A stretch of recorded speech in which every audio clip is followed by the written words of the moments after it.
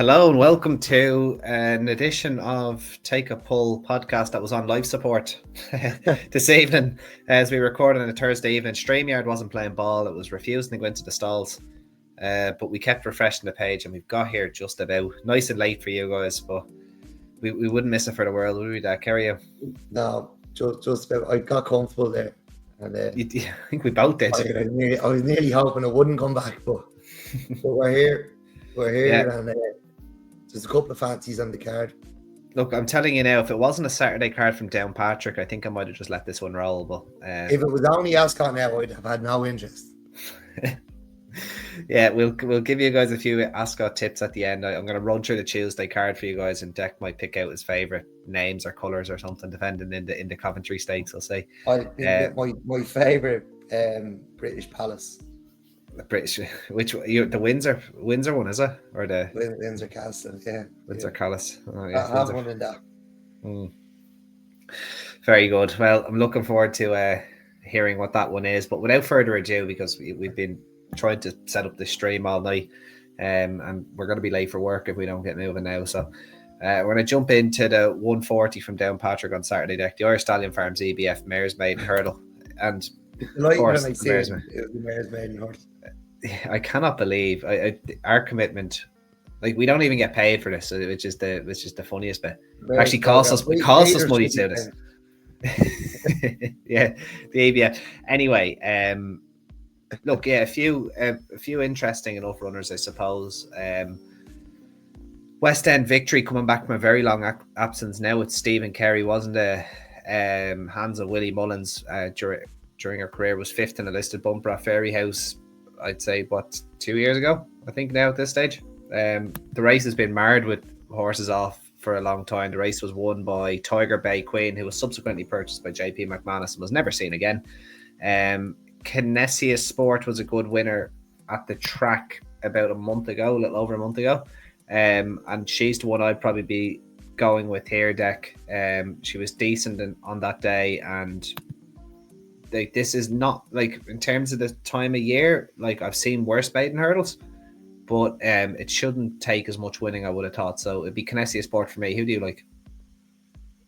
Yeah, that's probably where I'm going as well. Kinesia Sport I was going with. Okay. Yeah, she was a bumper winner here, and I suppose it's always important to have course form. It's, not every horse will handle Downpatrick, and she obviously did the last day. Yeah, and that was basically it. The other one I was looking at was Sophia Rose. She wasn't big far at the fifth at the stall, and I think the step up and trip will suit her. I can see her going close, but it was literally just the track form that swayed for me with Kinesia Sport. I think Western Princess might be fun to watch. I think she's a little bit troubled in the head, and it might, yeah. Look, I'd say the fact she's still with Willie, I'd say she's loads of ability, and they're going to persist and try walk her out. But she could be fun to watch around here. But yeah, I'll go like you, Andy. I'll go for Kinesia Sport. Kinesia Sport right out the gate. You're talking about her having course form. We do need to talk about another horse that has course form, but we'll probably get to that once we cover the Saturday card. There's interesting return of the big man, but we'll get to that very soon. The 215 Downpatrick Randox health. Well, there's no health in this one. Randox Handicap Hurdle over 2 mile 1. A few of these coming back in trip, Deck, I saw. So and I see good old Del Palma or De Palma. I think that was one I really fancied at Christmas time for Colin Murphy. Ran in the fog. I think it was an eye catcher, and it looked like an eye catcher for the last 100 yards of the race anyway, from what I saw that day. But does have to reverse the form with the top weight Goody Girl. Who did you come down on? Not on the baked beans as well. It has to be not on the baked beans, but I think columns have been on the gain now for a little while. I think Red Mills and Gain have been in the yard, and I don't think there's been as much baked beans. Is the strike at the Heinz section. Yeah, exactly. But they, in fairness to Column, they have been running well, kind of pretty much since the Punchestown Festival, really. So hopefully he can keep it up, and keep. He did let us down over the weekend with Sanouche.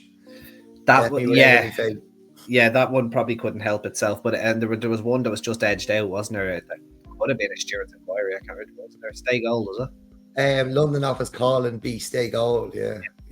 That was. Well, I think the bump came on the line or just after the line. Yeah. I know Lukey wasn't too happy with it. Yeah, Lukey wasn't too happy because I think he was still licking his wounds off that one. Yeah. Welcome to the club. Losing on a Colin Murphy horse. It's just a true, tried and tested road. Anyway, I digress. Goody Girl could start favourite. Didn't complete in 3 starts before winning last time out. Comes in here off 12 stone. I quite like Short Towel for Gordon Elliott. I thought the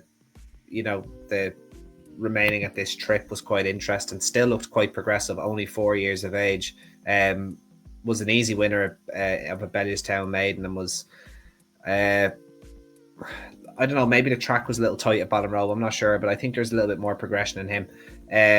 So he'd probably be my selection here. But who do you like? Yeah, we were actually entered in this race. Yeah, so I thought you're on Sunday instead, are you? Or we were number 12 on the ballot for this race. Right. Okay. Now he's rated 113, and it's a 110 equals 11-12. That's what done it. There's also I think that's why we're. That's why you are. Yeah. But you have 2 horses in here rated 112. Which I can't. You're rated 113 though. Well, we're £3 over. They're £2 over. You think we'd all be balloted out?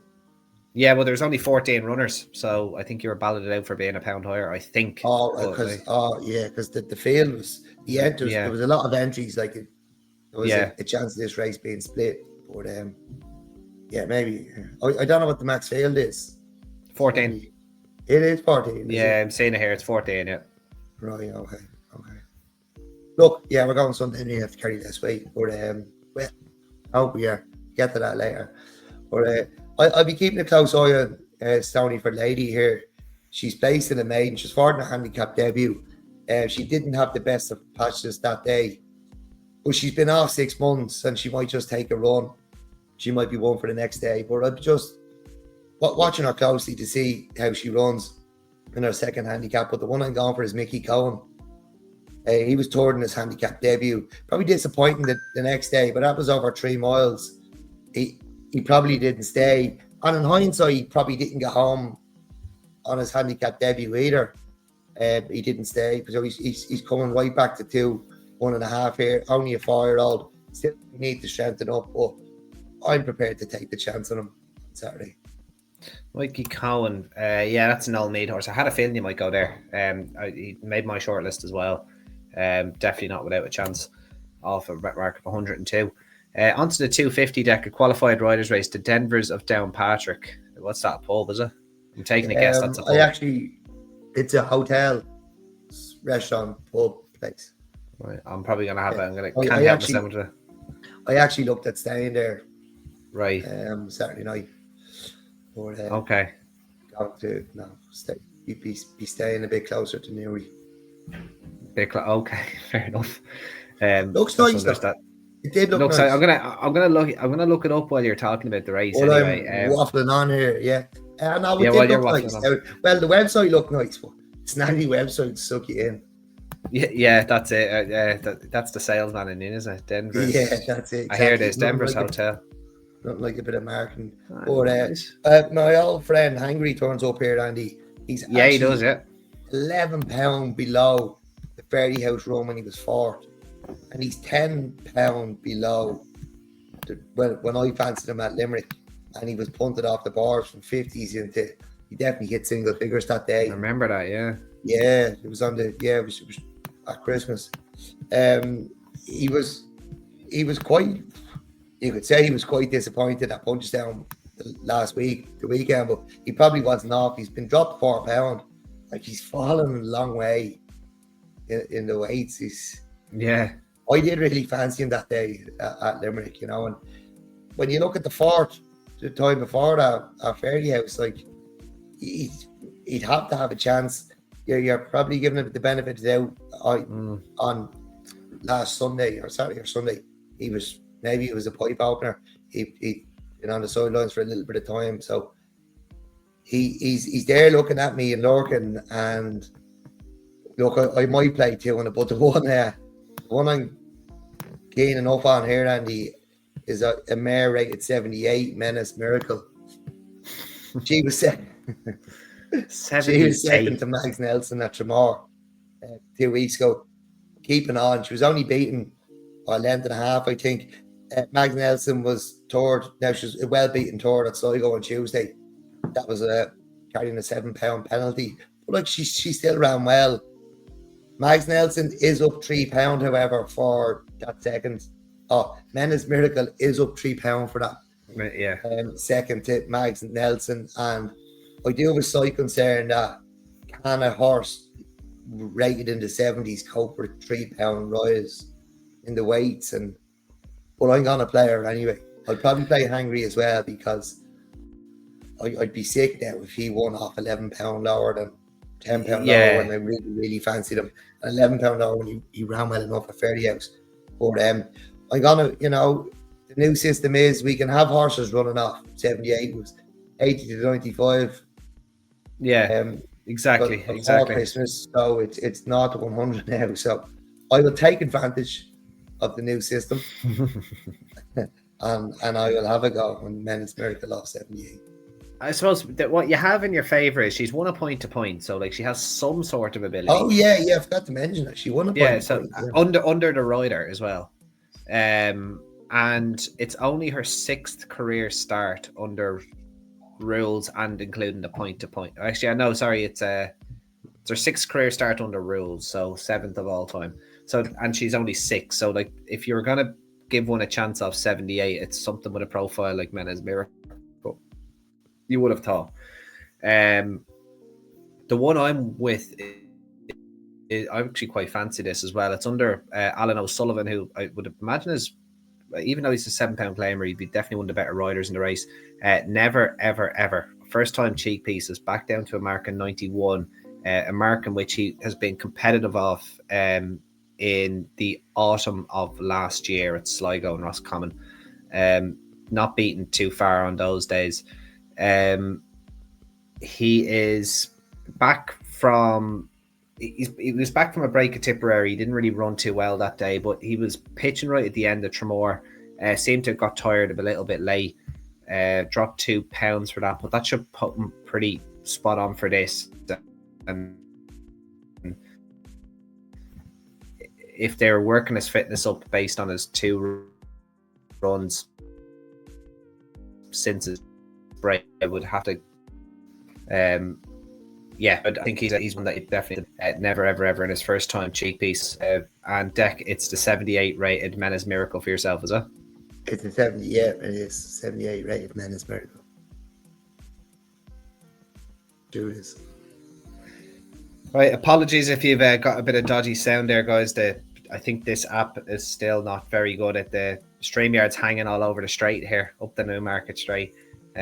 So just bear with us. We do apologise, but we will give a quick recap of our selections at the end if you've made it this far, so don't worry. The 325 Deck, the Giant Racing TV now with a free trial handicap chase, 2 miles 3. Who do you like here? It's actually a horse I gave a good shout to a couple of weeks ago at Listowel River Vale. Look, he ran well enough at Listowel. He finished 4th. He wasn't good enough on that day, and it was off this mark over hurdles of 100. He was 4th on his chase debut, and this is going to be his handicap chase debut. So off that same mark, I fancied him over hurdles. I'd have to give him a go over fences. I'd have to, I'd definitely give him a chance. River Vale then for Deck. I'm going to take a chance on a horse that I've always kind of liked, but I've never backed. I don't think I've ever tipped, but I do respect his running style. Willie Wampus in his cheek pieces. He's carrying 12 stone and he's not the biggest horse, so that would put you off, but he's been able to carry these weights in the past. And what kind of attracted me to this horse is he does tend to be a front runner. There's been a few times, especially at Limerick behind Drumgill, where he was held up, and like if you see this horse held up, just tear up your ticket. But he was back from big prices into 13-2 last time out at Tremor before unseating at the 4th or 5th last. He was still going okay at the time. I think the jockey was just giving him a breather. but he was well fancied that day, and I think this is a weaker race. So if they want to go for it again off a similar mark of 112, a mark of which he has ability to win off, I think he's one that you could definitely back here. But you might want to get on early in case the money comes again. So it'll be Willy Wampus for me in the 325, and it's Rivervale for yourself, Deck, is it? Yeah, Rivervale for me. Right, on to the 4 o'clock, the C. Russell Auto Sales Beginners Chase. Not the strongest beginners chase in the world, Deck, but who do you like here? Oh, I probably won't have a bet in this race, but I tell you the way it approached it, I was looking at the hurdle marks. I probably, I don't know, Carlos was fourth over hurdle, off 90 over hurdles at Clonmel, but as I got down the list, I was finding stronger candidates. Eilish Lass, she was a hurdle winner off 91, but then she was third off 96. She only a 6-year-old. It's some of the strongest form in it, but the one I landed on was Betty Dutton. She's right. She's actually has a chase rating of 100. She was second over hurdles off 102. She was 17 lengths off Amanda on her chase debut. That was that Tremor.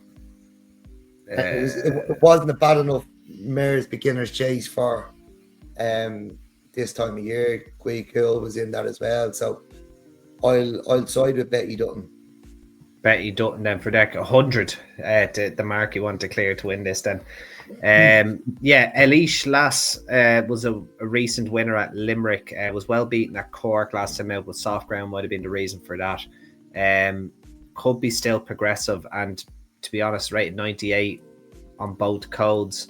But she is in form. That could give her place prospects. The one that really interested me the most actually was Janani Point, and it's not for betting purposes today. But he's had 8 starts over hurdles. He's already won, but he seemed to be still going okay. And I'm just wondering, are they getting a chase mark now before maybe reverting back to hurdles with him? Like if you have to remove that Listowel run, that's the only thing. But I'm interested that they're starting here because I think he would have been allowed if they had another like hurdle run or two. I think he might have been allowed to go straight into handicap chases off that mark. So it's a bit interesting that they are going down the beginner's chase route. Maybe they just don't know that. I don't know. This is not really a race though that I could get much of a grasp on.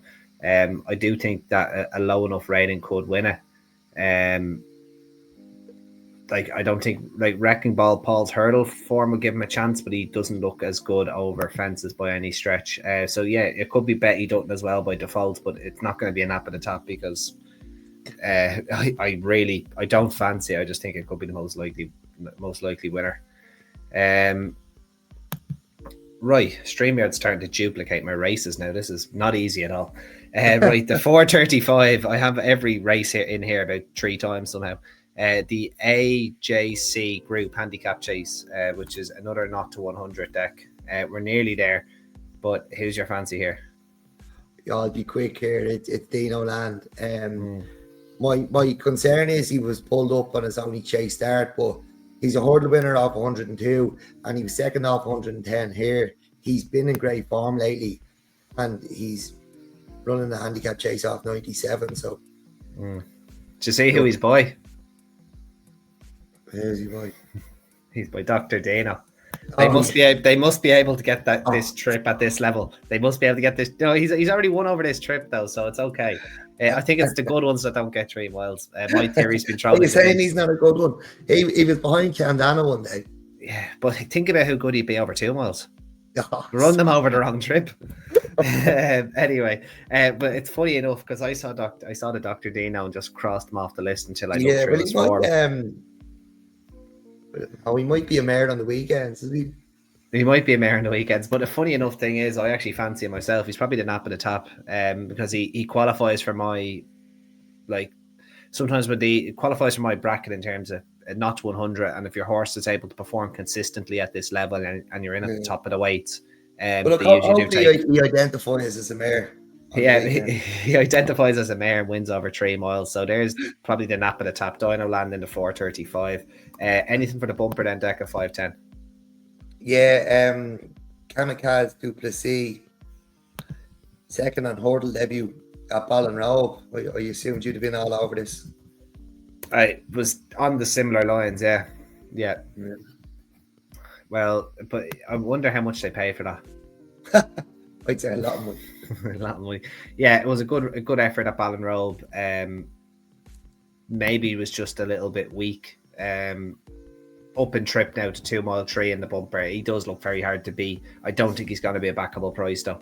Do you know, like, no, I like unless they come for, like, I suppose Willie Mullins sending one up to Downpatrick might cast a few eyes, but I think that Camise to play. I don't. Anyway, Duplessis. Okay. Kamikaze Duplessis. Yeah, I think it. Yeah, I like that. I think that's the one to be. But I don't think the price is going to be. You know, if you got 2 to 1, brilliant. I don't think you will. Right deck, Royal Ascot. Let's just bomb through this here. We have entries for Tuesday and Wednesday. I'm not going to press you and go through every race because I doubt you're going to do a lot of heavy lifting here, Andy. All right, you can give me one sentence. Can you give me one sentence on the Queen Anne, or do you care about it? Probably not. Well, I think the Lock Hinge winner, who's called lead artist. Like, why does he not uphold the form with Dancing Jeremy? Like, you know, he's a bigger price on him, so I wouldn't give Dancing Jeremy much of a chance in the Queen Anne now. No. Dancing Gemini, he did. Yeah. Imagine Dancing Jeremy in the Queen Anne. That I should change the. I should change the title. Painted onto his arse. I need to change the title to Top 108 Dancing Jeremy in the Queen Anne. Yeah. You tell me lead artist wouldn't be Dancing Jeremy in the Queen Anne. No, I can see what you mean though. He probably does uphold that form. Yeah, I think it was a decent enough Lock Hinge as well. Yeah. I think he's good value based on that, to be honest. Brasalian was behind him as well, was he? He was, yeah, and he's expected to come on in droves for that run. He's actually the 5 to 2 favourite at the moment. Yeah, but that's what I'm saying. I just thought the value was lead art. Colin Keane to get his career off to a flyer. Yeah, he's got a great chance. Winner tonight in Newbury as well from. First ride I think for Andrew Balding. Split Colin Keane in 2. That's it. I think Lukey said that in the group. Right, I got to take a chance on Quadwa, 20 to 1 shot, a 5-year-old by Kingman who's only had 7 starts. This is going to be his 8th. He looked like a different horse and making all the running at Longchamp on his reappearance in the middle of May. Was 3 lengths behind Sharon at his best last season. He won the not the celebration mile, what's the summer mile at Ascot in 2024. Could be still a progressive horse despite being 5 years of age, and he's 20 to 1. I think he's a big price and very unexposed, and I could see that price coming down. Callum Shepherd already looks like he's booked to ride, and he's a great each way price, I think, in the opener. We got the Coventry next deck. I know you fancied one in here, but you think he's going for a different race, is he? Warsaw. I think he's going for I think Warsaw's going for the Windsor Castle because he's entered in the Windsor Castle, and Aiden hasn't got some of the darts he hasn't heard in the Windsor Castle. So no, I think the fact he's entered in the Windsor Castle is a tip in itself, and probably the bet of the week. Bet of the week in the Windsor Castle. Right, 6, 7, 8, 9. Don't take anything I said about Royal Ascot seriously. Yeah, you got a warning now. So St Mark's Basilica has had 1 winner from his 10 runners so far on the track, and it was an impressive winner in Rogue Supremacy. One of the few 2-year-old races I've actually watched in England this year. It was at Wetherby. He was sent off 8 to 13 to beat a decent yardstick. Did so in pretty impressive fashion. Be interesting to see how he goes into Coventry. Another one that is probably worth talking about is Postmodern, who's a 2 darn hot colt. James Doyle obviously going to ride for his boss, Wantam Racing there. He was a facile winner at Yarmouth, a 5 or 6 length winner. He looks very impressive as well. And I just don't know which horse Aidan O'Brien's probably going to run. It's looking like it's going to be Charles Darwin, who's going to be rerouted from the Norfolk because Albert Einstein. You'd think I'm giving a history lesson here, but I'm not. These are named horses. But Charles Darwin coming here for in replace of Albert Einstein, who's on the sidelines for the next few weeks. And then we've got Brussels, and I think we ended up chatting about Beer last time we spoke about him, so we better skip over him. But yeah, it'll be interesting to see how Rouge Supremacy goes for David O'Mara and the Coventry. The Sprint, the King Charles Stakes deck, this is probably a bit of a lottery. I thought Tropical Storm was a big prize for Andrew Balding. Colin Kane looks like he's going to take the ride. His book's there. He kind of just... He just got up late at York, and that's a very fast 5 furlongs, but he was a bit slow out of the gates, and I thought he did very well to win that, and it's a stiff 5 now at Ascot. He was second in the Norfolk last year to Shareholder, and I could see that being improved on. I think he's quite a big price now, and I see a favourite of yours deck, Flora Bermuda, has been picked up by One Tan Race, and I say that's where you're going, is it? At this moment in time, I have no opinion in this race. Yeah, I don't blame I haven't looked at it, to be honest. Yeah, I know she's in the race, but I'm not going to tip her without looking at it. But I probably will back her. yeah, you probably will. Yeah, Tropical Storm 33 to 1 poke for me in the sprint. Colin Kane again. We're going to be splitting them in 4 at this stage after he wins the Queen. We'll see if we can split them in 8. Will we be splitting them in 8 after the James's Palace deck, because he's on Field of Gold, the 5 to 6 favourite. This for me is probably the race of the week. It's so great to see the English Guineas winner, the Irish Guineas winner, the French Guineas winner all set to take each other on at Royal Ascot. We get Henri Matisse, we get Field of Gold, and we get Ruling Core too. It's great that he's coming here, but it's also a pity they bottled the Derby, because a few years ago, Jim Bolger ran in the Derby with Don Approach. They got embarrassed in it, and he came back and won this race anyway. Well, it used to be a proper sport. But anyway, who's your fancy here, Dick?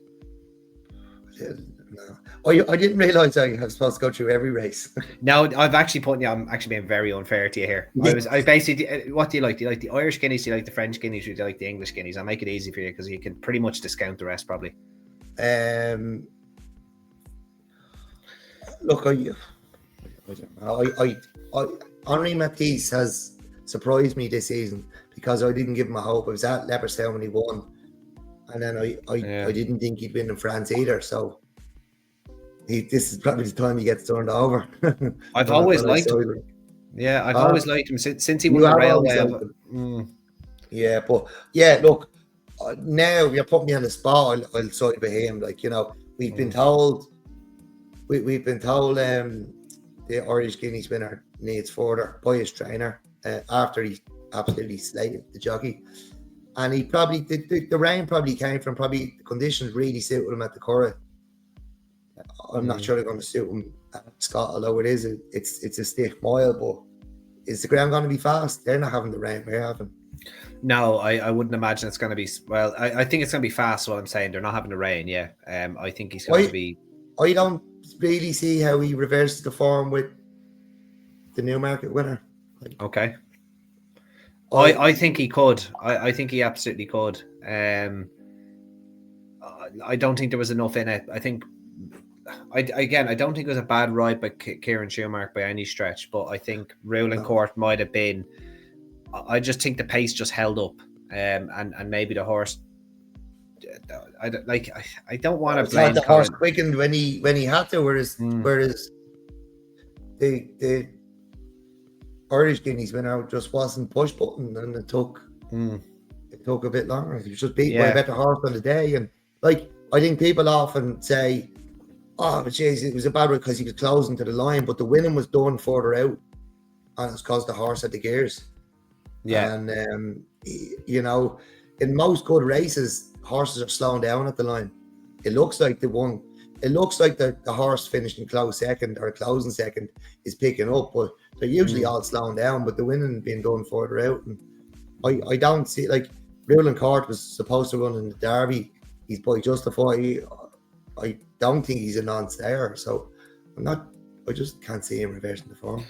I'd be interested to ask Charlie Appleby though, like, do you start training the horse differently for the Derby, and then do you need? I suppose that's That's a very good point. Yeah, if you're getting them to settle, to stay, and now you want to wind them up again in the space of about 10 days. Now Bolger did it, but Bolger's a genius. Yeah, he's probably the exception to the rule, but like I think, to be honest with you, I love Henri Matisse, and I think Ruling Court's a very good horse, but I think that was a very special performance at the Curragh. I would nearly go as far as say I don't think we'll see Field of Gold beat again this season. I think he was really, really impressive, and I think he'll win this. And I think you might see something, a little out of the top drawer now in the James's Palace. And we'll see what comes second. But you think he'd be unbeaten over 10 furlongs? I think, yeah, I do. I think he'd win a Juddmonte. I think he'll win an Irish Champion Stakes. Yeah. Now, unless they go, if they're ballsy and they go 12 furlongs, that could get him beat. But I'd love to see it. I wouldn't blame them. But I don't think they will. Don't think they need to either with his pedigree either. But I think he's right out the top drawer now, personally. So yeah, be Field of Gold for me. I'm going to skip the bumper at 5 o'clock unless you fancy it in here, Deck. Like, I can't believe poor old East India Doc. Will someone give him an all-inclusive trip to Cancun? Like, he's gone through the winter now over hurdles, and now he's back winning Chester Cups. And what a horse, in fairness, East India Doc. What a legend of a horse. He's gone off favourite for a triumph. He's gone through a winter unbeaten over hurdles until that stage, and then he's came back and he's won a Chester Cup in May. Like, that's unbelievable. I think probably the horse not getting enough credit there. And it'd be great to see him bumper, go. Isn't it? This is the bumper, yeah. I see Ascending is in here. He needs to go ground. It's a long bumper though, isn't it? It's a proper long bumper. Like, you could go to the bar, get served, come back. Yeah. This is a proper, like, any of these, like, it's actually a negative. If any of these haven't seen a fence, it's probably a negative.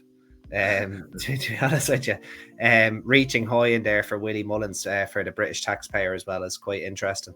And then you've got the man's still on the welfare, and he has horses running. Yeah, and they're trained in Ireland as well. It's actually benefiting us. Their mate's day, paying him every week, out taxing every hour for this fella to run horses. Right, Ascot. I would give a chance to Saturn in the bumper. A Galileo colt out of Alpha Centauri. As lazy as anything, really. 25-1. The 8th place was when the yard was under a cloud. They're firmly back now, and he's well worth a try at this trip. He's 25-1. Be interesting if he's declared. I don't know if you're betting for the bumper, Deck. Probably not. Nothing for the bumper, no. You probably have nothing for the Wolferton because it's a 10 furlong listed race. I'll really quickly give one here. It is, where's it gone to me? A horse that didn't stay 12 furlongs but is back to 10 furlongs now. King's Gambit there for Wantan Racing, who have about half the field. I hope he runs. It's not a guarantee that he does because he's the only Wantan horse not jocked up.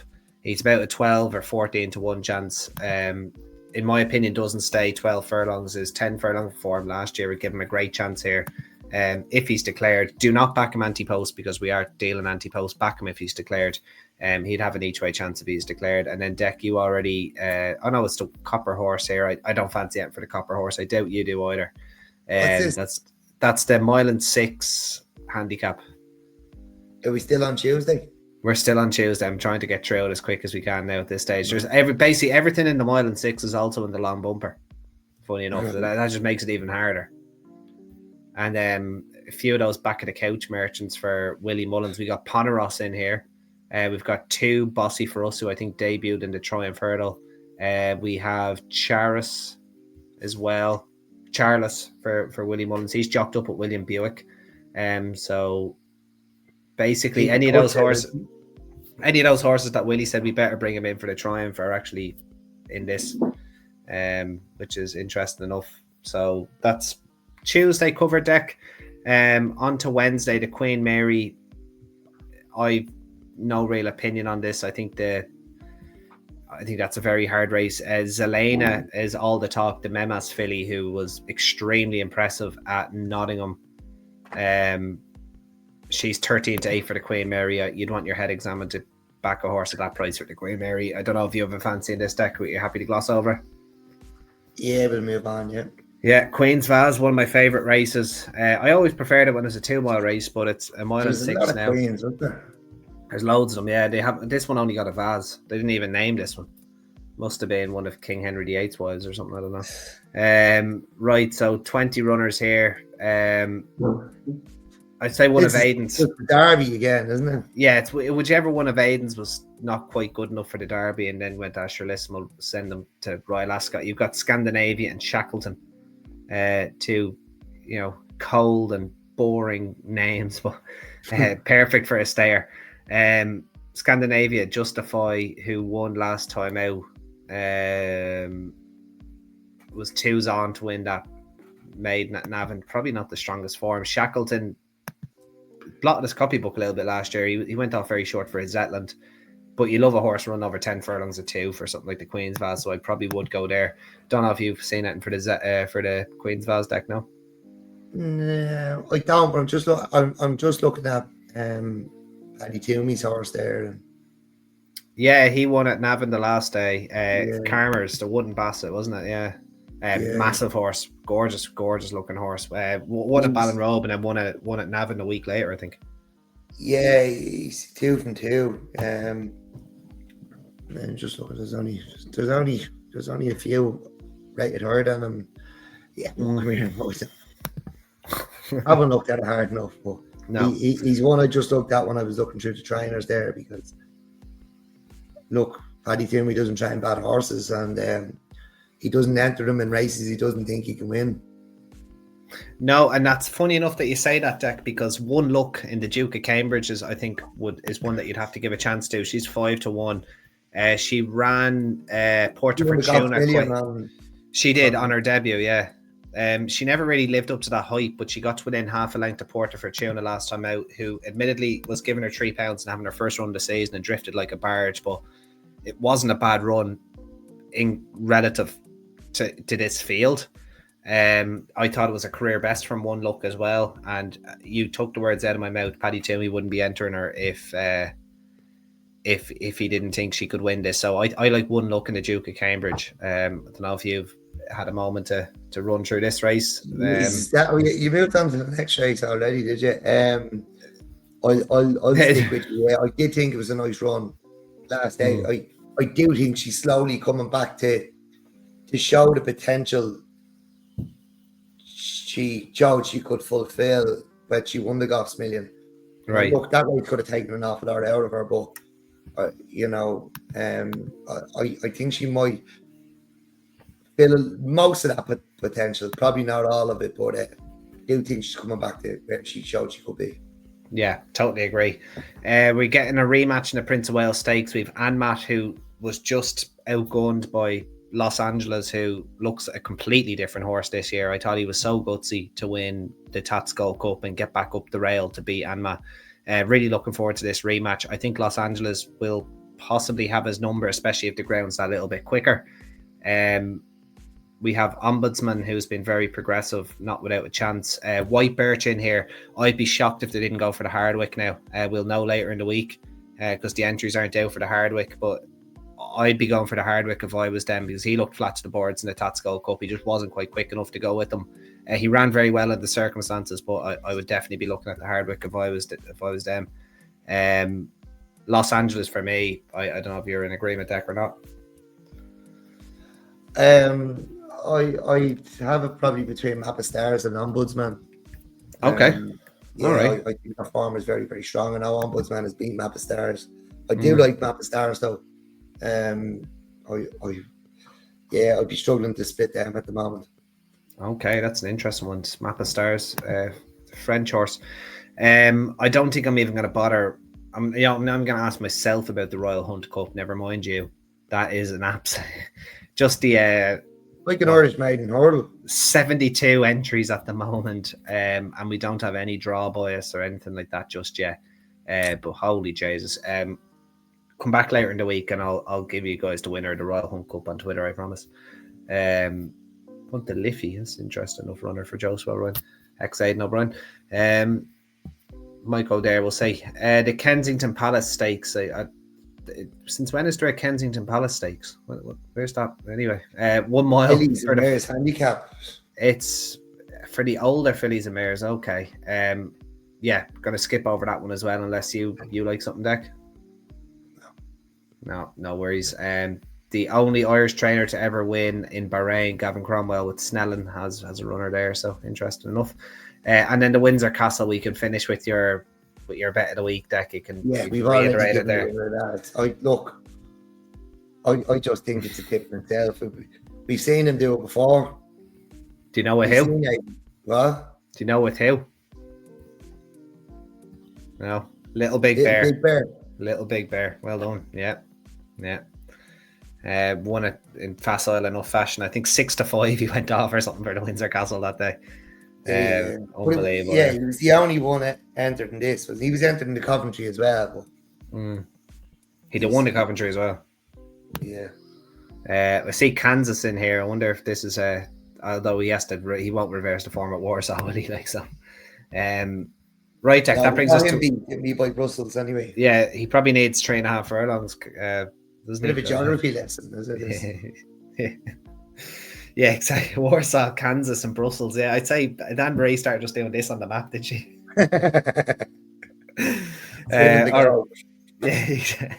Warsaw, lovely. Right, that brings us to an end of Tap 108, Deck. We had a nap at the tap in a Dr. Dino, didn't we? Yeah, Dino Land. Dino Land at 4:35.